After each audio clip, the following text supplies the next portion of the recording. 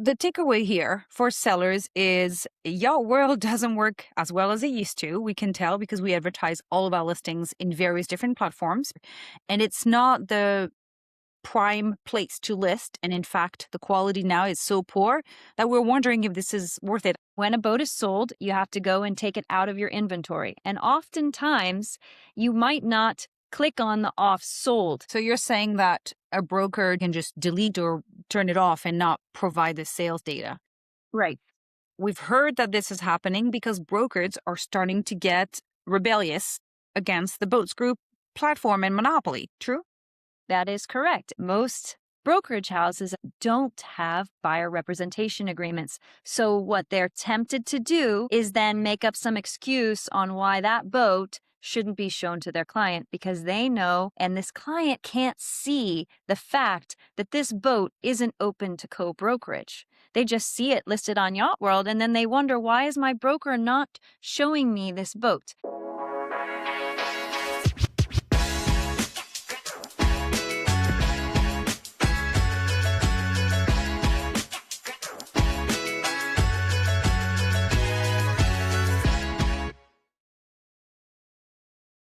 Welcome to Full Displacement. I am here with Amanda Haley, and my name is Marilyn Bosser. Welcome, everybody. We're here to share some specifics about the marine industry that you really ought to know, whether you are a buyer or seller or potentially somebody working in the industry and trying to figure out exactly what is going on. So, Amanda, tell us a little bit about what we're going to be doing today as far as pulling the curtain goes. How aggressive are you going to be about spilling the beans on Yacht World? Well, this is the dirty side of yacht brokerage that we might expose a little bit today. And, we discussed this together, Marilyn. These are things that we think buyers and sellers really should be aware of because it affects the industry today and if they're going to keep more of the equity in their assets or not. So that's why we're here. And so really we're here to give you the facts, and then you decide how much of this you care about and whether or not you want to ask more questions. That's on you. So quick preview of what we're going to talk about today. There's 3 parts in this conversation. The first one I call Yacht World versus brokers, and we're going to break this down for you. The second is co-brokerage tactics that may hurt you and actually probably do, but you do not know in what way. So we're here to show you how. And the biggest problem that our industry is facing is actually the sold boats data vanishing before our eyes, and it's impacting everybody. And we're not doing anything about it yet as an industry, and we hope that that's coming. So let's dive into it. Yacht World versus brokers. If you've watched this podcast now for some time, you may already know that Boats Group is the parent company that owns Yacht World and Boat Trader. They had become the industry MLS for yacht brokerage, and they are starting to lose their grip on the market. In summary, I'll share that some brokerage companies and dealers really believe that Boats Group is abusing their position of dominance in the market. They've applied outrageous price increases that have driven many of their subscribers, brokers, dealers, away from the platform. And what that means is listings are now more fragmented than ever, right, Amanda? You want to speak to that a little bit? Some of the platforms that exist today, lots of competition, right? It's hard to find listings. Before you used to go to one platform and you would see all the boats listed. It was a central MLS like real estate has. And you could also trust some of the data that you saw there. Now you have to go to 7 or 8 different sites to find boats that are for sale. No longer can you just go to one central area. Yeah, and we saw that as a result of this fragmentation.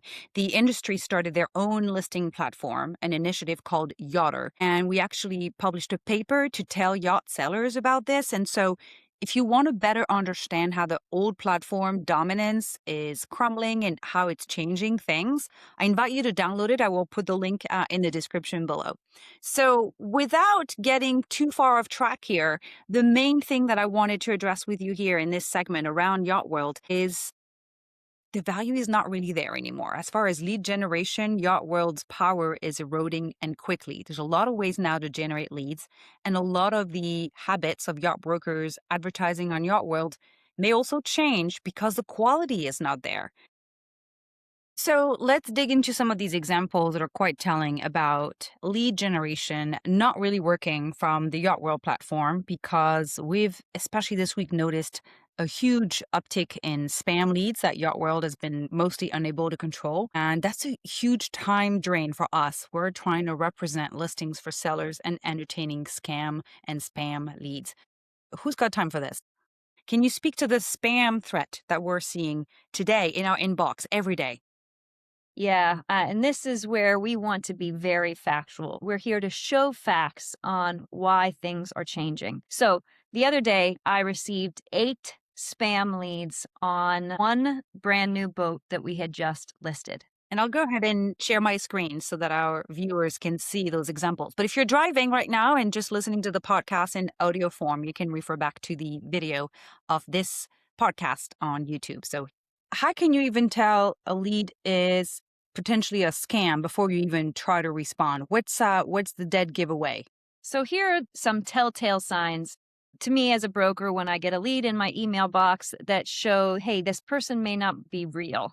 Number one would be when the telephone number is actually my phone number. Yeah, that one would be pretty obvious, right? Yeah, so that's the example we're showing here. Another one is the phone numbers often have too many numbers or too little numbers as well.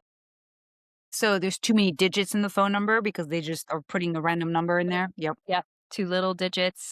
Yeah, there's another example that you've called on to me, which is the way that the inquiry is formulated. So perhaps you can talk to the phrasing that's being used here. One of the odd things that you'll find is we're here for a quick cash purchase. They don't ask any questions about the boat. They want to get to the point. There's a potential cash purchase. We're in a hurry. Kind of that quick language that makes you think they're in a rush or that you could get a quick cash deal. Those are the telltale signs. Also, you can see there that I responded to them, and 2 minutes later at 11:29, and the time zones are off here on this example, but basically it was a automated response because it came within 30 seconds of me sending the original return on inquiry. Yeah, and a lot of the things we see too is odd typos or what looks like broken English. And there's nothing wrong with English not being your primary language. I would know this. But in general, there are some weird phrasing, right? Once you've reached out to the person, I wanted to pull out this very specific attempt to scam people. Can you share the WebEx or the Zoom link trap? Yeah. So the trap is the way they scam you is they have you click on a link that they give you for a meeting site. It's always, hey, I want my wife or my partner to be involved in this conversation and they're not with me right now. So can I send you a Zoom link? Most of the time it's definitely Zoom. Now they've gotten more sophisticated and are saying, oh, we'll have a Google Meet, we'll have this link. But they're the ones sending you the meeting link. As soon as you click on that meeting link, that's when they have access to your computer, and that's where the scam happens. So you have to be very aware of that tactic. The whole point is that they will respond and get you to click on their link. And again, these are leads that we're wasting our time following up on instead of working with real leads for the seller's benefit. Yeah, one of the things I wanted to point out is these scams are not just via email. There was one that I called back on, and it came via text. And you can see, why don't you show that example right there, Marilyn, that the response was not an automated email. It was actually a text.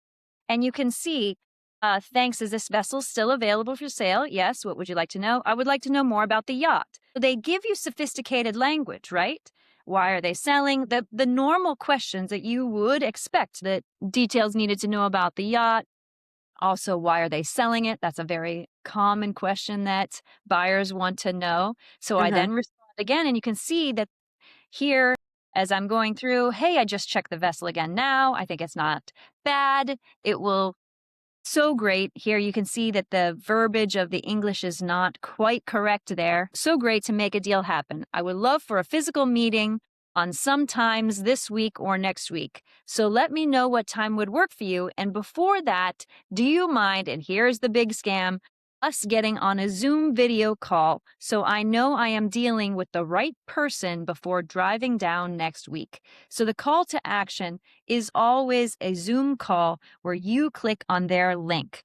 So we see Yeah, a lot of examples. absolutely. I mean, I even called one of these leads. The leads answered with the name that was on there, and he had a very strong Nigerian accent. And he said, "Yes, yes, my wife is not with me in the car right now. Could you please join on a Google Meet or another Meet? I will send you the link." Now, as soon as you push back and you say, "I'm sorry, would love to host a meeting with you, but you have to click on my link," they disappear. They know you're not going to get scammed, and you never hear from them again. Right.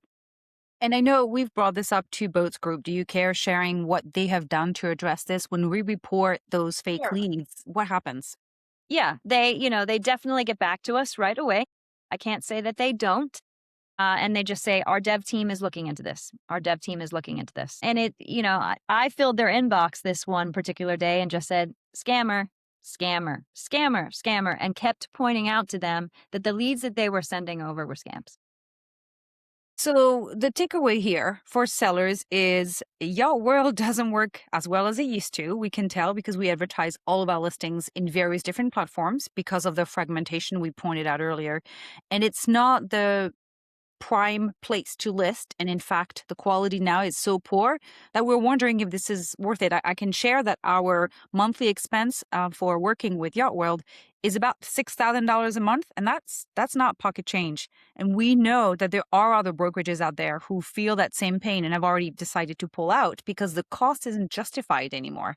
So another thing that I believe is going to throw the industry for a tailspin here is the fact that we learned recently that Yacht World is offering its listing service to private sellers, sometimes called FSBO, for sale by owner, which that's a line that was never crossed before by Boats Group. Yacht World was always an exclusive platform for dealers and brokers' use, as stated on their website. And I'll show you what that looks like here. If you go to Yacht World right now and look to sell your boat, it will actually prompt you to find a broker. That makes sense because Yacht World was developed to support broker sales. But if somebody is very encouraged to sell by owner, they have to read through this fine print, click this link where they are passed on to Boat Trader. But something different is happening today. There is a little bit more than just passing on a private seller to Boat Trader, and that's the line that we learn is getting crossed. Amanda, do you want to share the example that came up this week? Sure. And Marilyn, maybe you can show in the back end of what we see, Yacht World and Boat Trader are the public facing platforms. We pay for access to the back end of those two platforms in something called Boat Wizard, as you can see here. And there used to be a big disclaimer on Boat Wizard. And if you can show that verbiage there, Marilyn, it says Yacht World only accepts boats for sale advertised by brokers and dealers. Okay? That used to be the case, and it is still stated to us brokers on the back end of the platform that we pay for called Boat Wizard. We recently learned about this when a client of ours who is under a buyer's representation agreement to help him find a boat through our services at Current Yachts, that he was specifically looking for a Nordhaven. And here you can see it listed on Yacht World for private sale. And that never was the case before. So here is also another example of a private listing on Yacht World. There are how many now, Marilyn? There's 88 boats. Boat Trader, when you do that same search for sale by owner, has over 10,000 boats. So a very small subset of those Boat Trader listings are actually prompted to upgrade their listing to Yacht World. And you can see this is a small test. And of course, we actually talked to Boats Group about this. We called them out and said, wait a minute, what is happening here? And so when we asked, they were actually bold enough to claim this practice would help us and be a funnel for us. But we actually kind of explained to them that's not a funnel because even in the back end of Yacht World, again called Boat Wizard, if I search for these private listings, which I'll show you right here, you can't access the contact information. So we go to advanced search and we unhide the private sellers. And I'll give you an example. There was a Sabre. So let's look for that I think Sabre it was offered for sale. A back cove. It was Back Cove. Yep. And the Back Cove listed privately is, in this case, that was a 2014. So if I search for this boat, in the back end, if this were a funnel, I would have their contact information. And as you can see, there's no contact button. Any other listing listed by a broker, you can contact the broker. Here, there is no contact to contact the private seller. So if it truly was a funnel, then we would be able to call them and pitch our services as a broker. But we can't.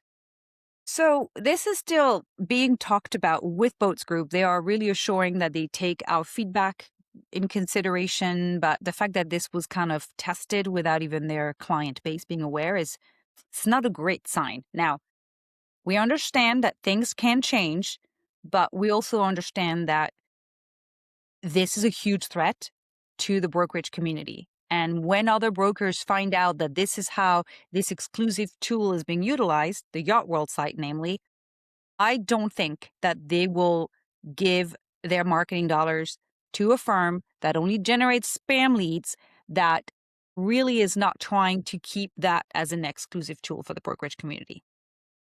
It is no longer a place where dealers and brokers who are licensed professionals will transact. It is now a mix of just everyday people selling their boat, now offered on a dealer and broker only platform. So times are And changing. also, these private sellers are exposing themselves to the spams and the scammers that you've just revealed earlier.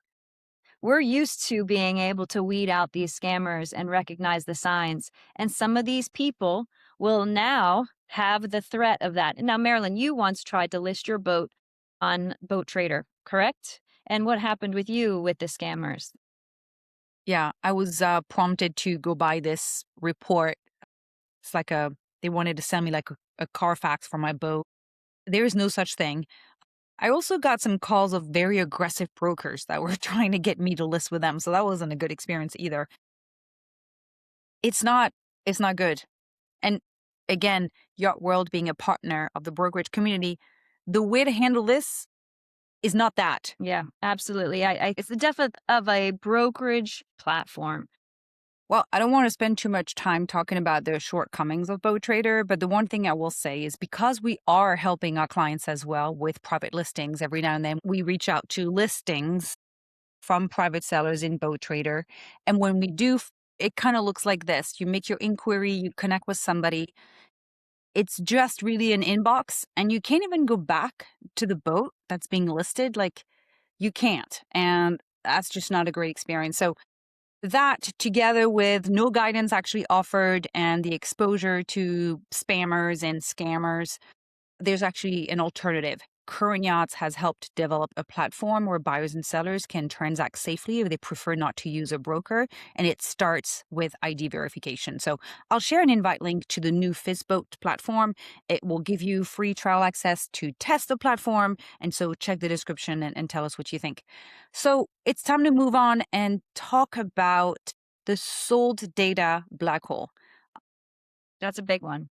It's a big one, right? We had said this is how the conversation starts, whether you're a seller and want to know how to position your boat for sale, or you're a buyer and you're trying to make an offer that's fair and is in line with the market. This is critical data, Amanda. You use it for sellers and you use it with buyers. Can you explain quickly why comps matter? Yeah, absolutely. I mean, when people come to me and they say, well, how much is this worth? The first thing I go to is to check what's on the market currently. And then I also check sold boats data. And I'm not the only person that checks sold boats data. Customs checks sold boats data for trying to evaluate your import duties. And also surveyors, that's the only place they go to make their third party valuation. And there's only one source for it, as we know currently. Yeah, so I'm showing here an example of what the Boat Wizard, the backend of Yacht World, shows for sold boats.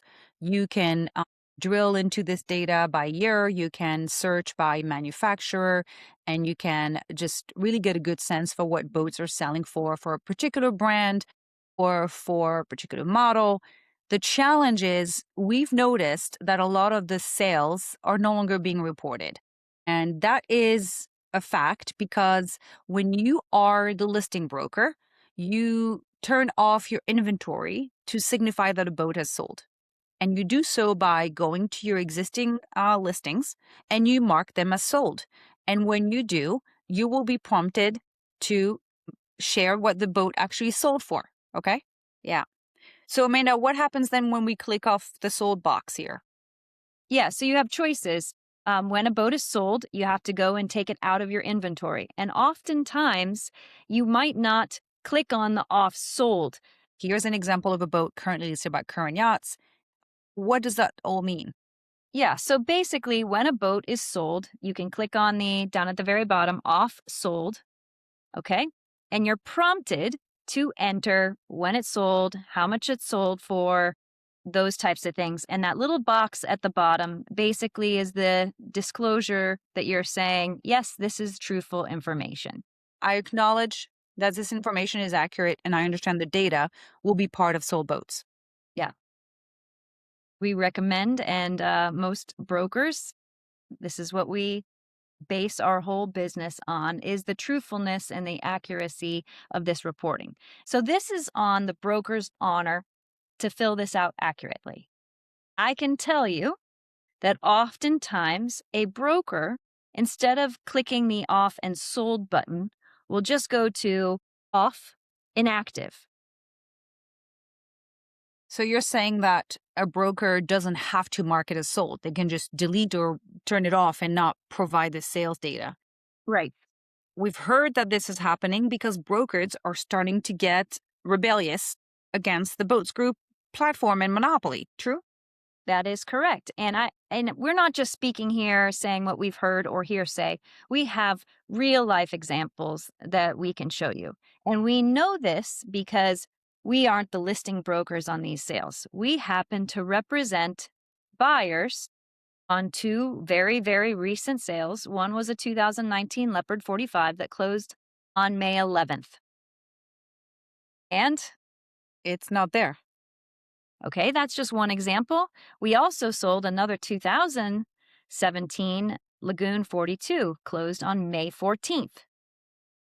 And once again, plenty enough time for that brokerage firm to catch up, mark their inventory, sold. And here's how we know this happens. The inventory is no longer on YachtWorld. Okay. So they've chosen the inactive option as opposed to Yeah, sold. or deleted or whatever. They've chosen not to put this information into the sold boats data report. Very good. That's a big problem, Amanda. Another thing I've caught too is on another boat that was just sold by Current Yachts, where we brought the buyer, the boat actually was reported twice, self-reported from the original listing and seemingly a duplicate. And it's not really clear why this is happening. I only saw this one example when I pulled up this Sabre 40, but in most cases, it's not duplicated. So again, if the broker doesn't do it correctly or if they don't do it at all, the data gets skewed and it's not a good result for everybody involved, really. The irony is, Florida does collect accurate sales tax data on every yacht transaction. The state knows, but guess what? The industry doesn't. Yeah, and we can compare this to real estate where, again, the data is much more open and shared. It's public data. On boats, it's not. And that's a real problem because we have major gaps and holes, and yacht sales have limited regulation, and there should be a way to get to this data and make sure it's available to everyone. Yeah, and this is damage today, but it's also downstream damage that's not quite recognized right away. So you have inflated or uninformed valuations. You'll have survey disputes, right? You'll have customs problems of people saying, well, my boat isn't valued at that anymore, or my boat is now taxed at a much higher rate when it's not worth that. And buyers and sellers are making decisions without real market data. And that is where we suffer the most. Unfortunately, I was really rooting for the IYBA's platform, yachter.com, to really come in and challenge this, but they have no published sold boats history or data. And unfortunately, this is a lot of the reason why Yacht World is keeping a lot of us yacht brokers, because that is the only place we can have this kind of history and data. Yeah. So we're definitely feeling a little stuck. And it matters because again, buyers and sellers, your broker's comps are based on incomplete or manipulated data. So definitely ask the questions. In doubt, if you become aware of a boat sold that's very similar to yours and it's not available in the sold boat report, try to find out what that boat sold for. It's very hard to do. And as Amanda pointed out, this will impact the industry and other professionals, not just yacht brokers, but that effect will be more felt later. And that's why right now we're not doing anything about it, I guess. It's just not an easy problem to solve. But we wanted you to be aware of it. Now, this one is pretty close to my heart, and I'd like to make sure we address this third part of the conversation today about things that may affect a boat sale that you are not perhaps familiar with, and how co-brokerage impacts a sale. First of all, Amanda, what is co-brokerage and why does it matter? Because some do not know, and we can show examples on the back end because it's not always visible to the public, what is open for co-brokerage and what is not. So first off, what is co-brokerage? Co-brokerage is basically where two brokers work together. They share the commission that is set aside by the seller, and they both share in that commission and they get the boat sold together. That's co-brokerage.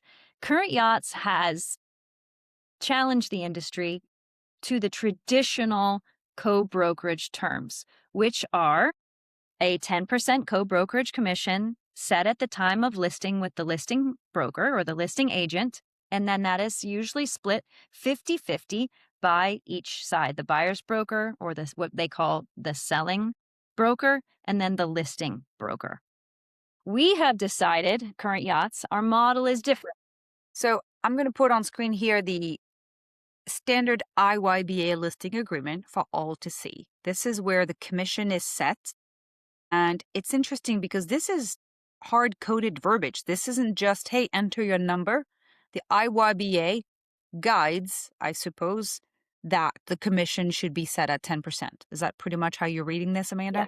Yeah, there is really, you have to manipulate the system. That is not a box for you to choose anything other than 10%. It's very clear there. And it also says any cooperating or sub-listed broker or brokerage called co-brokerage involved in the sale shall receive its fee from the brokerage. So it doesn't delineate what the terms of that split will be either. It's very Yes. vague in that. It's just a flat overall 10% commission that the seller will pay when the boat is sold. And it's up to that listing broker generally to establish a split and to have an agreement signed at a time an offer is made to confirm to the broker bringing the buyer, this is how this commission will be split, correct? Yes, Now, and this is not usually signed by the seller at all. It is always signed between the two brokers. so the seller doesn't know how the commission is split, which is often the case too with real estate. Not off. Okay. Now, in the Current Yachts listing agreement, you will see different terms. We've actually adopted the IYBA agreement, made some revisions, and made sure to replace what is a guided commission of 10% with what we call our selling expense, which is a flat fee agreed upon at time of signing of the agreement. And that is just to compensate Current Yachts, because if there is no buyer side broker, the seller doesn't have to pay for it. But we separate out the agreement for co-brokerage at the seller level. So that's novelty. Nobody else that I know does this. We say, hey, for us listing and selling your boat at closing, you will pay this selling expense versus a 10%. If a broker brings the buyer, you have to decide how much you're willing to compensate that broker. So that's a separate section of the agreement, which is spelled out later on. Now, Amanda, can you explain how reciprocal co-brokerage comes into play here? And it's been really difficult for us to make sure the industry understands we're not a standard split. There is no such thing as a 10% commission split in the middle. We let our sellers choose. And what have we noticed? Yeah, I think we need to go back here and show how brokers work and give an example. When you're a broker, you have access to, like we said before, Boat Wizard, and the public facing platform of Yacht World doesn't show this information. You can see it here in red on the screen. We have access to something here that you don't get to see. We get to see how many days the boat has been on the market down there at the bottom circle. We can also see who the listing broker is, their contact information. But one key feature right here that you see is you can see that the boat is available for co-brokerage. Now, it doesn't set the terms of how much that split is going to be, but it tells the other broker that, hey, there is room here for me to make some money. This boat is open or available to co-brokerage. So the next thing I would do as a broker is call the listing broker and say, hey, tell me about the boat. Are there any disclosures on this vessel? Anything I should be aware of? And at this point, they'll tell you what the co-brokerage terms are. And oftentimes, these will be reciprocal. So what that means is if you offer a 60-40 split, when you're representing the opposite way, it'll be a 60-40 split. And brokerage houses got in these tussles back and forth. Well, Denison Yachting gave a 60-40 split, but we're going to give them a reciprocal 60-40 split when we're working on the other side. The traditional has been a 50-50 split. Sometimes it has been offset, but most of the time, the requirement is that the buying broker, will do his part.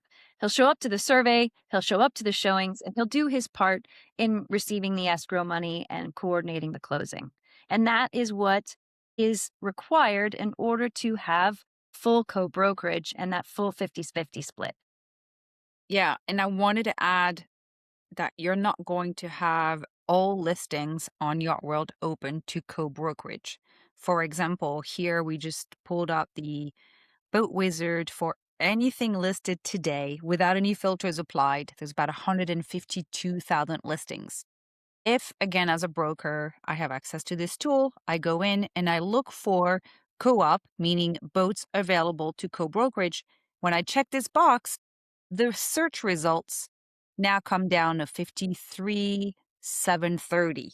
So roughly about a third of all listings are open to co-brokerage. That's pretty eye-opening, right? Now, knowing that about 2/3 of all these listings are not open for co-brokerage, what does that mean to you if a buyer brings you a listing and you find out there is no co-brokerage offered? What does that mean?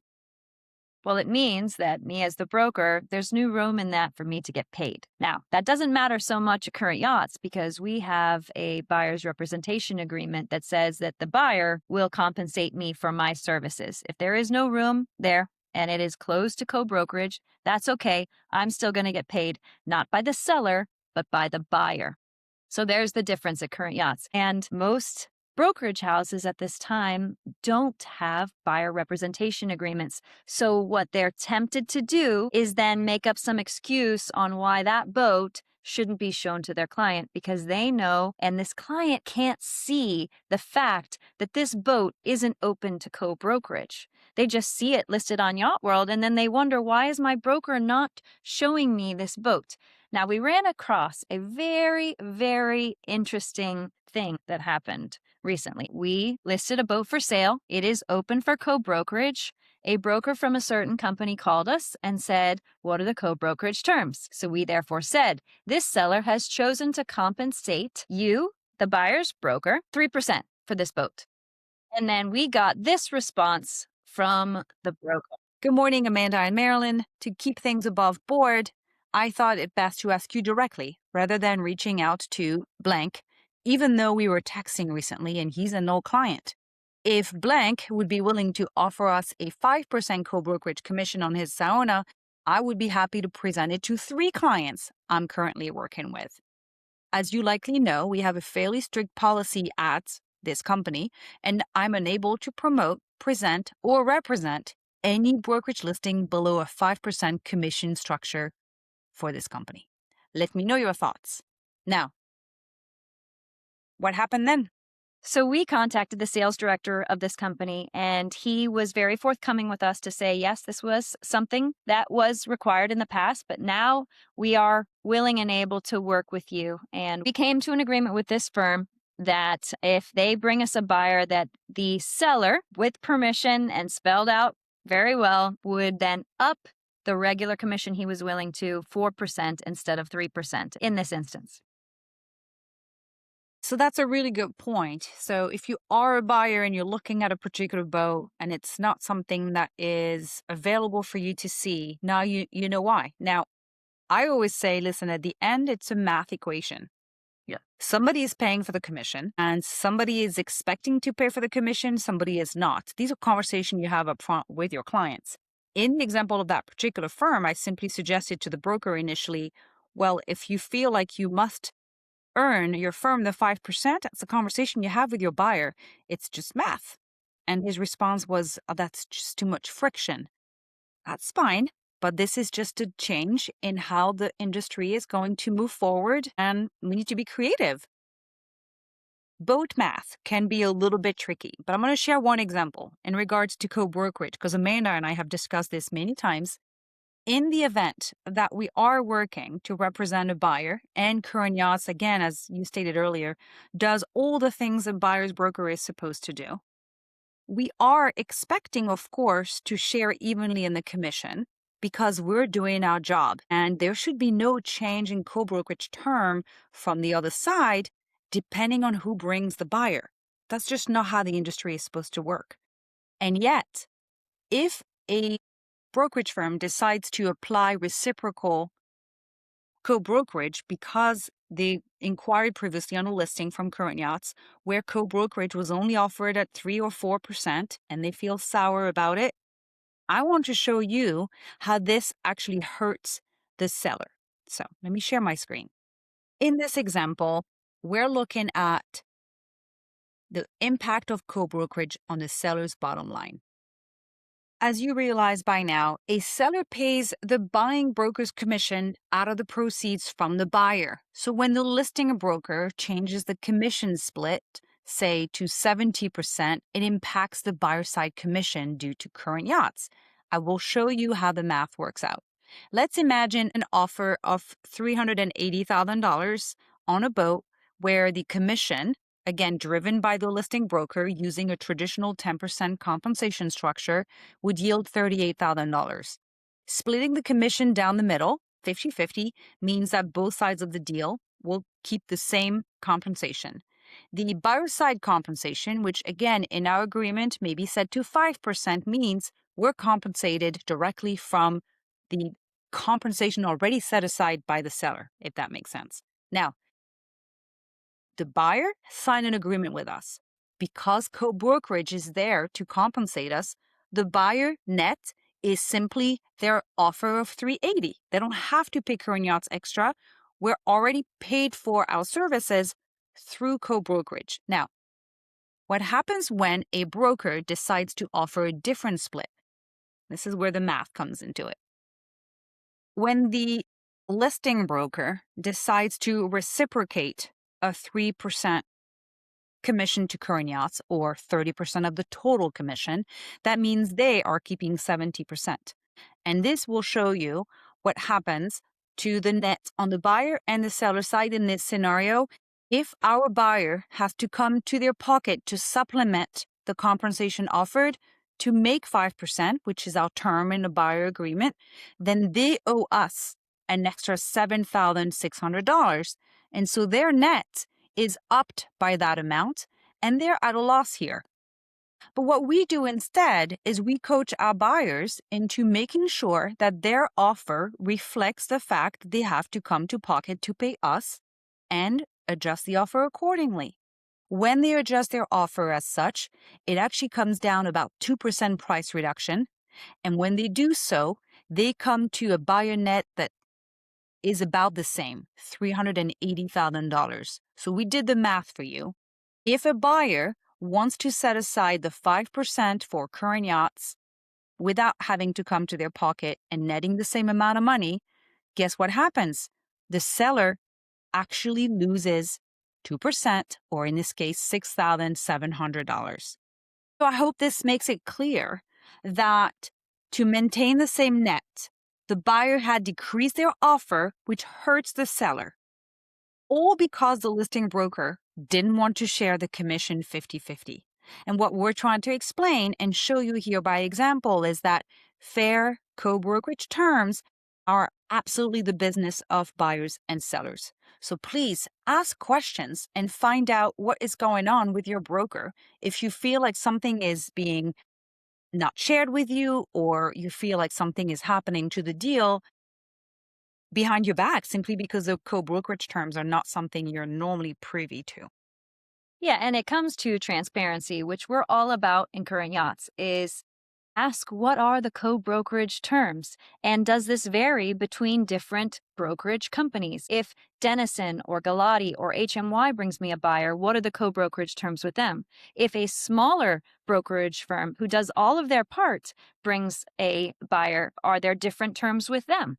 So it's transparency, and it's arming you, the buyers and the sellers, with the knowledge of what happens behind the scenes that you may not be aware of. And that's what we're all about here. And you can see here that that example actually affected the seller. And the other thing too is sometimes uneven commission splits are not a result of reciprocal terms. They can be, as you just pointed out, some of those names, larger brokerage firms that feel that they're unlikely to have another deal with you in which, how do I say this?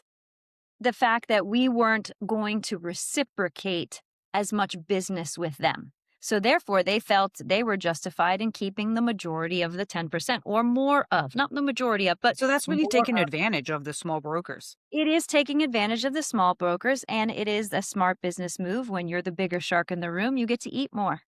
It's very simple. And this is where the whole idea of reciprocal terms came to play, because the big brokerage companies threw around their weight and said, I'm going to offer reciprocal brokerage terms. And the smaller companies felt it, and the bigger companies kind of fought over each other. And the other companies just said, well, let's just do a 50-50 split down the middle so we don't have to get in this fight.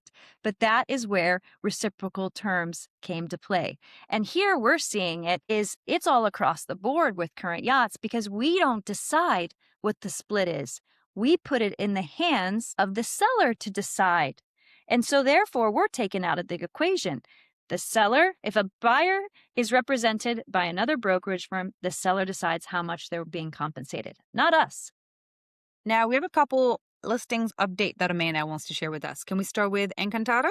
Yes, I am really excited about this vessel. If you haven't checked it out yet, it's a 2022 Beneteau Swift Trawler 41 that's located up in Daytona Beach. It is a gorgeous, really well-prepared boat that is ready to go to the islands tomorrow. Please check that one out. Okay. And what other recent listing are we particularly excited about? Also, the Siona 47, right, and Fort Pierce, Florida. That is a beautiful boat, really well cared for by its owner, and it's the owner's version. Terrific.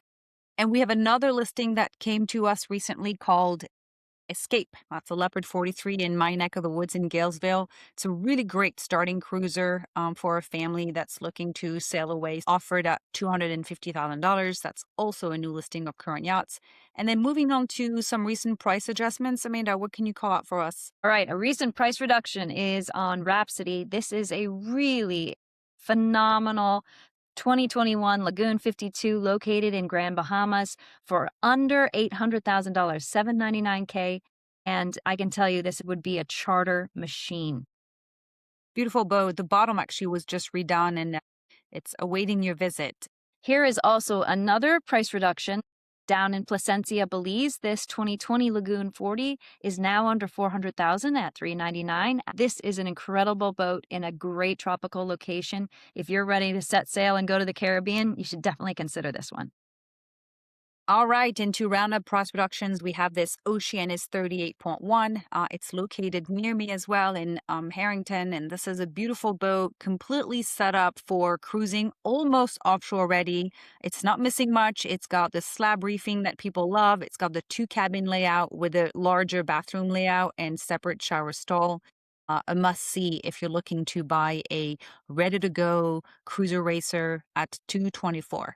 So check out Current Yachts /boats for more listings near you. And if you're looking to buy or sell a boat, make sure to check out the Current Yachts resources. Go straight to the website, and then under free downloads, you'll get access to a ton of resources to help your next decision process to buy or sell. And finally, check out the Marine Directory. This is where we share with you some of the best contacts in the marine business, whether you're looking for an insurance provider or perhaps a surveyor. The due diligence is on you, but we share our contacts so that you can find the help you're looking for right here on the Current Yachts website. We really hope this episode helped open your eyes as to what is going on. It can be a little complex, but I feel like the more people know, the better it's going to be ultimately for the industry. There's a lot of things going on. We just wanted to share in our world of current yachts disrupting the brokerage industry and the aftermath and who it hurts in the end. So it is not an attack on individual brokers, not at all. It's really a call to raise the floor for the entire industry and find solutions, particularly for the sold boats reports. So we're here to support you, buyers or sellers. If you have any questions, you can reach out to us. Change is coming. We know our clients are demanding it. So we're here to help. If you have any questions, contact below in the description, and we'll see you on the next one. Fair winds. Fair winds.